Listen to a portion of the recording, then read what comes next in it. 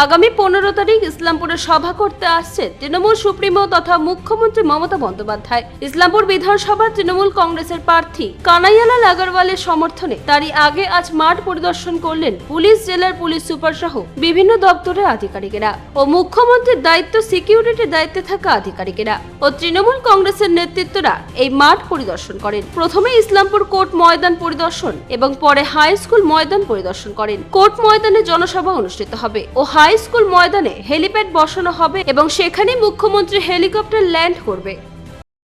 দলের all India Trinamool কংগ্রেসের chairperson আমাদের রাজ্যের মুখ্যমন্ত্রী মাননীয় মমতা বন্দ্যোপাধ্যায়ের ইসলামপুর কোর্ট ময়দানে একটা সভা, এখানে আমরা এখন হাই স্কুল ময়দানে এসেছি, এখানে হেলিপ্যাড হবে।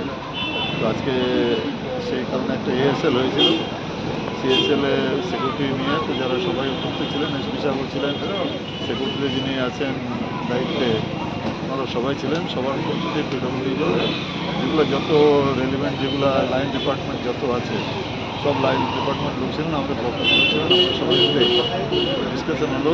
সেদিন কোথায় কী কী করণীয় আমাদের সেই ব্যাপারে বিস্তারিত আলোচনা হয়েছে, সেগুলো আমরা কাল থেকে কাজ এখানে শুরু করব। এই ইসলামপুর কোর্ট মাঠে আমাদের সর্বভারতীয় তৃণমূল কংগ্রেসের সুপ্রিমো মমতা বন্দ্যোপাধ্যায় একটা নির্বাচনী সভা করার জন্য আসেন। কানাইয়ালাল আগরওয়াল আমাদের যিনি প্রার্থী, আমাদের জেলার অভিভাবক, ইসলামপুর পৌরসভার দীর্ঘদিনের যিনি উন্নয়নের রূপকার, তার সমর্থনে সভা করার জন্য তিনি 15 তারিখ আসছেন। বেলা 11টার সময় তিনি এখানে পৌঁছাবেন।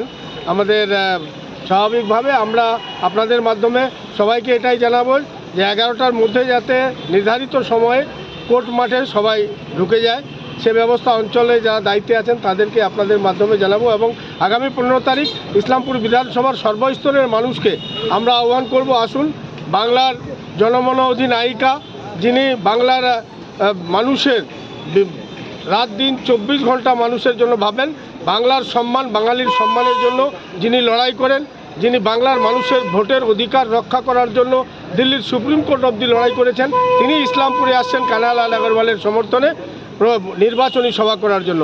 আমি আপনাদের মাধ্যমে সবাইকে আগামী 15 তারিখ দলে দলে এই সভায় যোগদান করার জন্য আহ্বান করছি।